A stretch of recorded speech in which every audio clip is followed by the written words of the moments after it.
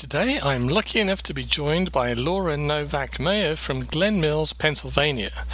Laura started her career in photography over 10 years ago with a few modest cameras and a passion for documenting real-life moments in a fresh, natural way.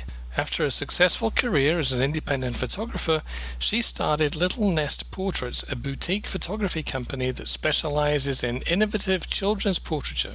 With 2 high-visibility retail studio locations situated around the Philadelphia metro area, they are honored to serve thousands of families each year.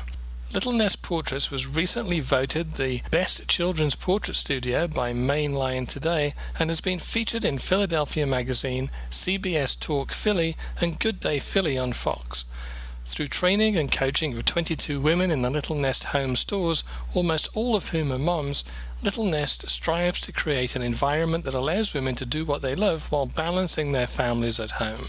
So hi Laura, great to have you here with us today. I'm really excited. Great. Thank you so much, Nigel. I'm very happy to be here. So in today's episode, we'll be talking about Laura's 2 boutique children's photography studios in Philadelphia, appropriately called Little Nest Portraits, and also this idea about selling a business as a franchise or, running a franchise type business, and we'll be talking about that. But first, what was the main driving force that first inspired you to create Little Nest Portraits? Well, thank you so much for this introduction. Lovely introduction, and I am so happy to be here. And it's funny because, like most photographers, I was a single proprietor, a single studio operation. I had a team of people that helped support me that did sales and customer service, and I was the only photographer at my studio for a long time, about 7-8 years. Very high-end wedding and portrait photographer in the Philadelphia area. And the recession hit years ago, about 5-6 years ago, and I thought, I was doing really nice size sales with portraits, regularly $3,000-$4,000 sales. And a chunk of clients could stay on, but a section of clients couldn't. They were looking for less expensive alternatives. So I said to myself, well, if they're going to go out and they're going to find less expensive alternatives, I'd rather they do that within my own studio. And so I hired some photographers and taught them how to do how to shoot the way that I knew how to shoot and how to create the experiences that I knew how to create. And I did that within my own little boutique studio, destination studio, in a building that I owned that I have since sold. And it blew up. People loved the kind of scaled down boutique experience in a way that was accessible and convenient. And so at first I just had one photographer at my studio. Then I realized that just a really beautiful destination location was not the right studio for this more retail concept. So we opened up about 20 minutes away from the building that I used to own, in next to a Gap. We're in with a Whole Foods, Banana Republic, and Taylor. So it's a high-end shopping center. We opened in there. I hired a bunch of staff. Then we opened up alongside a bunch of national companies in a downtown, very high-end downtown area outside of Philadelphia.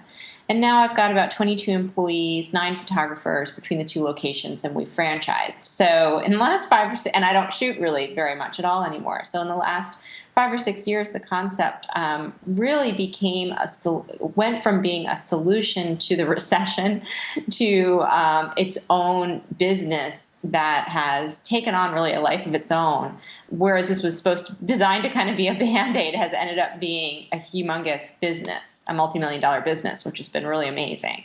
That is just awesome. That recession took out so many people. I had my portrait and wedding photography business at that time, and I remember that it hit really suddenly.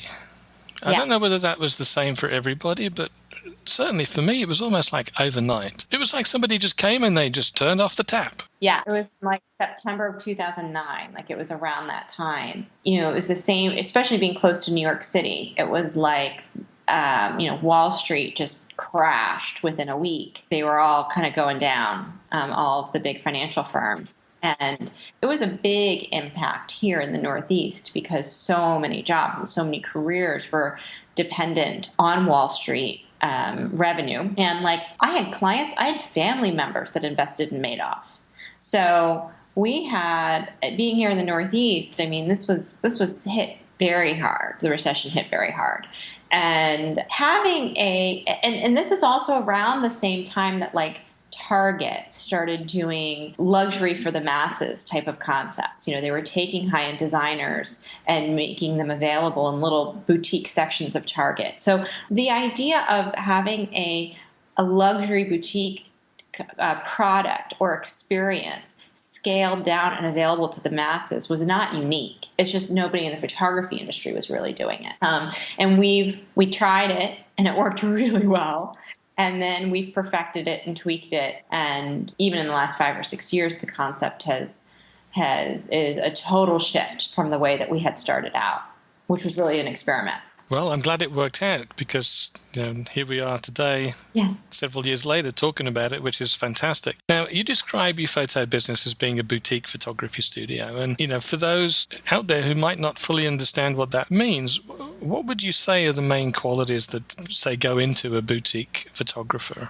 I would say for us personally, it's very much what we call luxury photography, a luxury boutique photography experience.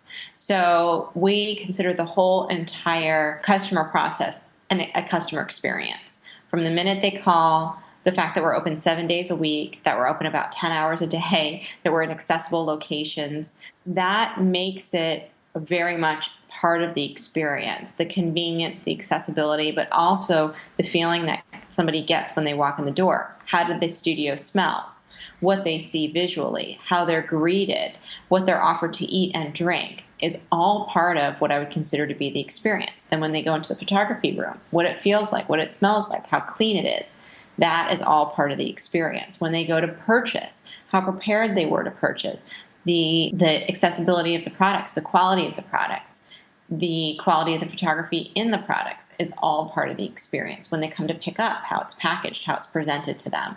So to me, being a boutique photographer takes a great deal of care and attention to all of those aspects. And they are in different departments in our company. There's a concierge desk where the client coordinators sit. And that is part of the initial front of the house experience. Then the photographers help out with the back of the house experience. So that's all part of the retail system that we've developed that's Little Nest Portraits. And one of the cool things that you've done with this is to systematize it in the sense of creating a business that you can then franchise out to other business owners who maybe want to start up a photography business for themselves, and you're giving them a proven model, which is something that I haven't encountered yet, certainly, with the photographers that I talk to on this podcast and elsewhere. So I'm really interested and excited to learn a little bit more about how has this whole sort of idea of creating a franchise out of what you do changed or altered your approach to business itself? What's really interesting, it's something that I had never thought that I would end up being a franchisor. We were actually approached by people who said, I love what you're doing. Can you teach me how to do it in my market? And I thought to myself, well, not in a 2-day workshop. There's no way. Most of my day right now is being the chief financial officer, the chief marketing officer, the chief operations officer. Like, that is my role. And I can't teach that in 2 days. I could teach that over years. So I had to really think about how would this work if I opened up in markets outside of Philadelphia? Would those people report into me? No, I don't necessarily want to have employees in Atlanta. I'd never see my children. So, I had to go through that whole process and then realized that we had some really great elements of a franchise. We had really standardized training systems, operations manuals. We have 3 levels of photographers in the studio. We have training manuals and checklists and documents and posing guides. And we have hundreds, if not thousands, of pages of trainings. And I thought, oh, gosh, that's pretty handy. So I always knew we were going to grow, so I've always looked at the company from a process and systems standpoint, but I didn't necessarily know how. So we've had it already, and then it's just a matter of that we completed the paperwork at the end of last year and the beginning of this year, and understanding the franchise business has been interesting of how that works and the legalities of franchising. But the business I know like the back of my hand. I've been in the photography industry for 14 years, and I've been in this more retail concept for 5 or 6 years at this point. So it's evolved, but it's always, I think the core fundamentals of how the business runs has always been a huge priority of mine. And now I think we're ready. I think we've got it down. It's been interesting, that is for sure. And when I say we, I have a pretty amazing team of people that I do this with. This is not the Laura show, that's for sure. Having a team with you is certainly something that's going to make it a lot easier for sure. What about photographers out there who are thinking to themselves, well, you know what, I want to sort of turn my photography business into a boutique type thing. What are the most common mistakes that you see new photographers make who want to do that? Yeah, I would probably say just undercharging.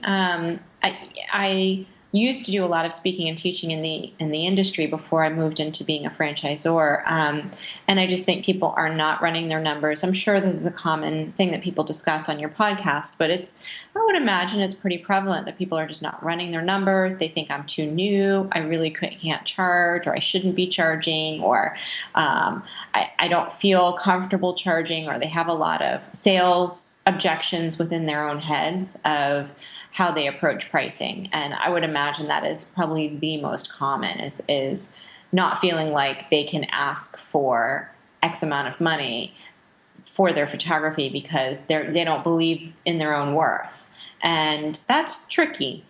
I honestly think it's one of the trickiest things about being a one-person operation. And I would imagine that's probably the most common. Yeah, I would definitely have to agree with that. I think people get in their own way a lot when it comes to pricing. You know, they allow their own sort of insecurities about money and what they think that they would pay for something really influence what they end up charging for their work. Or, you know, I hear I'm fairly new to the business, so I can't really charge very much.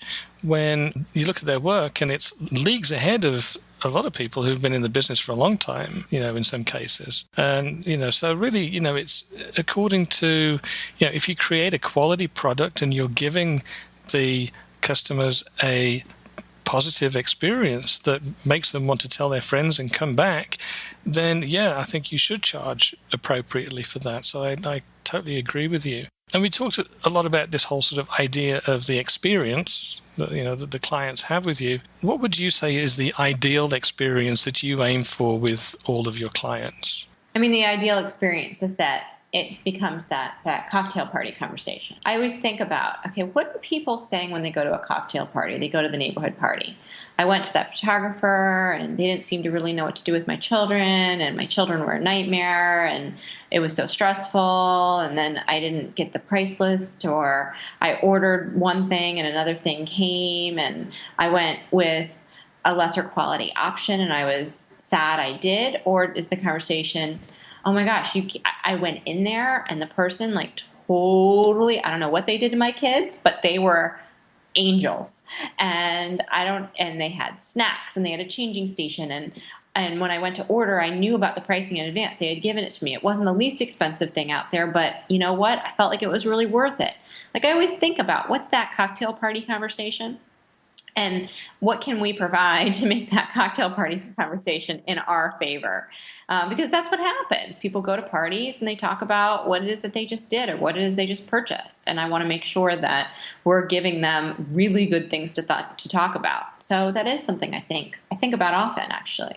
And so essentially then what you're saying is that this extremely high level of attention and personal service and treating your customers like VIPs really, at the end of the day, helps them to give you positive word of mouth marketing for your business outside in the community. Yeah, I mean, for sure. I think it's what we built our business on.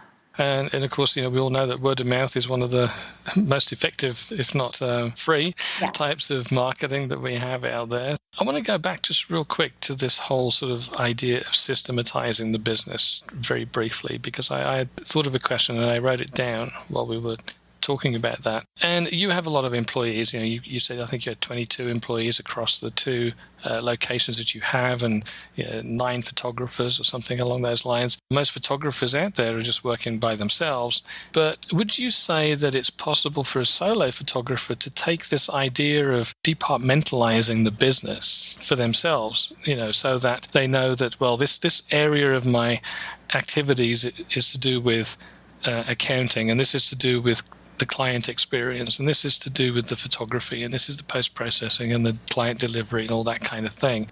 I mean, I definitely think so. Like if I was a sole proprietor and I just had like a little bit of help or no help at all, I would section out my week like that. And I actually do now. I develop curriculum on certain days. I train on certain days. Yesterday was a training day. I trained all day long. Today is a meeting day. I just have lots of meetings. Because if I go from training to meeting to finance, like it's just way too much. So maybe, Monday mornings are always your accounting time or your bookkeeping time if you're a sole proprietor. And then you always do your shoots on Tuesdays and Thursdays, and Wednesdays are your sales meetings. And then Fridays are when you create all of your orders and package them up so that people can pick up over the weekend. Yeah, I probably would, because then it would be easier for me to set expectations to people as to when I could service them. And I'd probably do a better job, not just trying to bounce from one thing to another. It also feeds into things like making decisions for the business as well. For example, things like, should we buy that shiny new camera that Nikon or Canon just brought out? And they sometimes look at it with the photographer's mindset as opposed to maybe the manager's mindset or the CEO mindset of the business, and like, okay, well, yeah, it's nice, but is that really going to further the profitability of the business? Is it really necessary, and that kind of thing? And would we be better off maybe investing some more money into maybe some more marketing instead of all this shiny new equipment and that kind of thing? Yeah, and honestly, that's why I probably consider myself more of a business person at this point than a photographer, and very, especially since we franchised. But in the business world, they call that, return on assets, or ROA. It's, how if you make a capital purchase, how much of that is making money for you. And the same thing with marketing is if you invest in a certain advertisement or a certain marketing effort, and we track all of our marketing efforts, and we know what our return on investment is with all of them. But even being able to scale that down to maybe somebody who's listening to the podcast and is really just getting started out in photography, you can keep track of that on a piece of paper. It doesn't have to be in a fancy spreadsheet. But knowing those things is really the only way to be able to grow your business. You've got to know your numbers, and you've got to be able to think like a business person. Yep, that's what I say all the time. You're not just a photographer anymore, you're a marketer and seller of photography. Yep, and to be honest, the people that work for us get paid really well, and they don't have to worry about it. So it doesn't mean, like, I have full respect for people who that's not the right fit for. I don't think everybody's parachute has to be the same color. But I would say that if you're trying to run a business and you're not the kind of person who should be running a business, or you just don't really want to deal with it, you want to go on vacation and not have to deal with emails coming in, and you want to go home and make your kid dinner and do other things other than doing your bookkeeping. That is the nice thing about my company, is that there isn't a lot of options where people can have a career if they don't want to fill that role. And Little Nest is one of those places where people can have a career if they don't want to run their own business. And they do really well. That per hour, they make about double the industry average for an independent photographer. Wow, you must be careful. You might have a line outside the door by the time we finish talking. We have a lot of resumes for open positions. But yeah, obviously you can tell this is something I believe in. This is something I'm passionate about. I don't just bring in people and try to figure out how I can pay them as little as possible. I bring in, or make them 1099s and make them pay their own taxes. I bring in people and I develop them into having careers. And that's something I'm extremely passionate about and that I love to do, probably more than anything else. And I'm excited by it. I think it's great. I really do. That you're creating these jobs for people and actually putting so much of yourself into it. I think that's awesome. Let's talk a little bit about your branding for a second, because obviously that's an important element in the whole sort of business and marketing sphere. Can you describe some of the ideas and inspirations that went into the creation of your own branding? Because obviously it's especially important now that it's become a sort of a franchise. The way that the branding started out is because it was just sort of an offshoot of Laura Novak Photography, we wanted the L and the N to be the same, and the bird kind of has a similar aesthetic to my old logo, my Laura Novak Photography logo, which was just a branch with blue with a beautiful blue flower on it. It was designed to look like an offshoot of Laura Novak Photography. And we felt like Little Nest really just encompassed the feeling that people have when they start creating a family. They create a little nest in their home that speaks to them and their own individual family style. And then over time, as I'd mentioned, Little Nest just grew to be so big that I ended up shutting down Laura Novak Photography. So the offshoot ended up being the big fish. And we have since trademarked Little Nest, of course, when we started getting big. And we've trademarked a lot of the terminology that we use at the company as well. So that sort of speaks to the branding from an artistic standpoint, but then also from a legal standpoint, I always recommend that people go through the trademark process if they're really serious about their company. With marketing, what would you say are the top 3 marketing channels that you use in this business, and why are they so useful to you? I think with marketing, we've done really, really well with our Facebook page. If you go to our Facebook page, you'll see we have a lot of likes. We do a lot of partnerships and a lot of events. So that's one thing that we do. I think we do a beautiful job with event marketing and getting people engaged in our Facebook page and then encouraging them to raise their hand and give us their information so that they could consider being a customer. The second thing that I think we do really well is we go to events that other people are having, such as festivals. We're actually part of a festival this Saturday at a very high-end venue, and we will just take photos for people there. Once we go there, we've got a little photo booth, and then it gives people a taste of what we're like, what our brand is like, what the experience is like. And then it's just a free photo that's watermarked, and then they can use that image any way that they like, and hopefully it was a great enough experience that they would consider us when they're thinking about having their family photographed. And I would say the third is probably our locations. I mean, a lot of the way that I see the locations and the high rent that I pay is marketing. That we do have so many walk-ins, and we have we do a lot with our windows and sidewalk efforts that we have a lot of traffic that comes in that way. Yeah, and the one thing that for me shines through clearly in all those 3 is this sense of community and the sense that your business kind of fits neatly into the community as a whole, and it kind of becomes a contributing part of the community.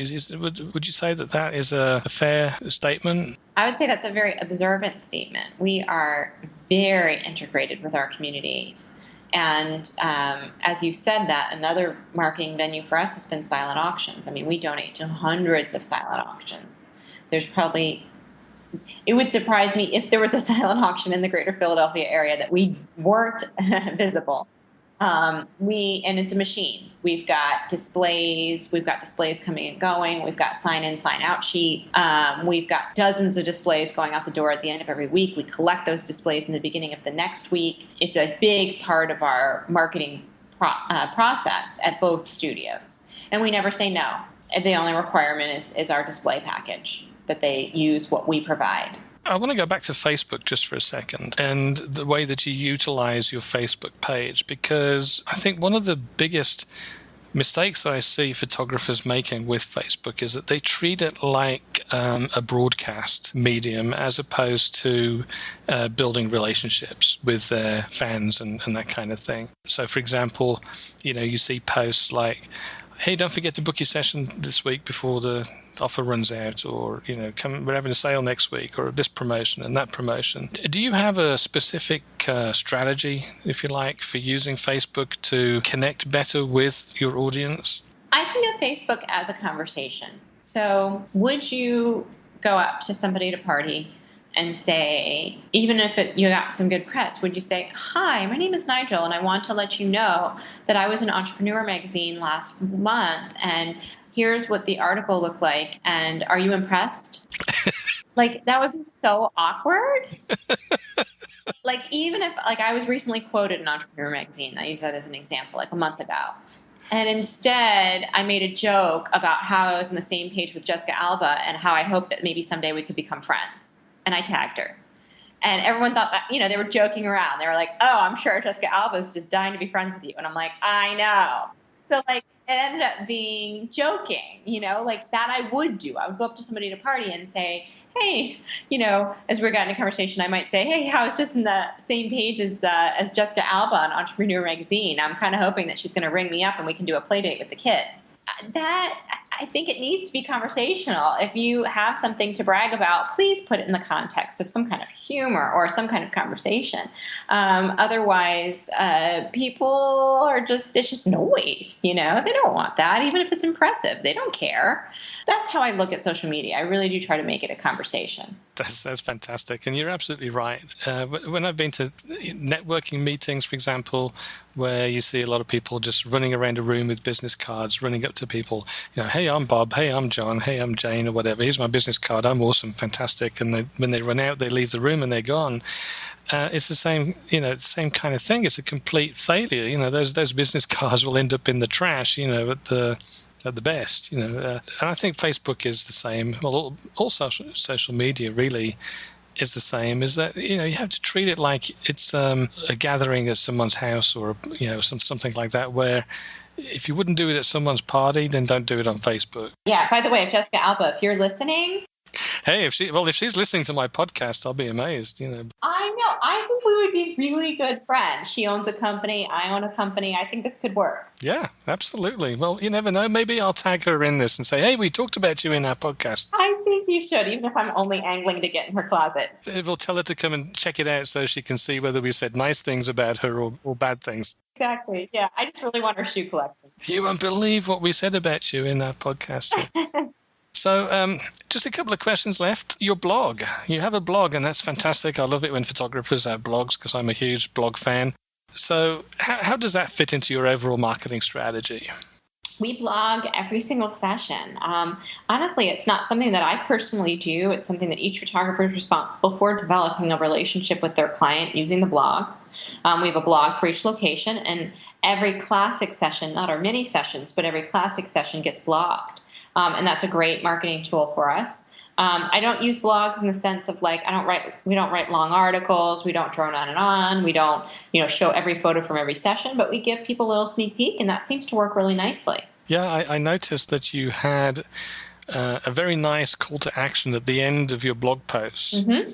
Which I don't see very often. It wasn't too loud. It was definitely compelling, and it was something that somebody would probably click on, but it wasn't a sort of in-your-face, hypey sales type stuff. Yeah. It seems to work really well for us. This is kind of one of my favorite questions because I'm a bit of a Doctor Who fan, and Doctor Who's getting ready to come back, so I have to ask this. So if you had your little time machine TARDIS thing and you could go back in time to when you first started out as a photographer, what business advice would you give to your past self? It's a hard question for me to answer, as I'm sure it would be for everybody, because when I look back, I made so many mistakes, but I needed to make them. It was part of my process. And I could say, well, I would just avoid this or avoid that person. I think that the biggest, probably, if I look at some of the mistakes I've made, even though I think, like I said, I had to make them, I had to get them out of the way. I think one of the biggest mistakes that I've made is not knowing my voice as a leader.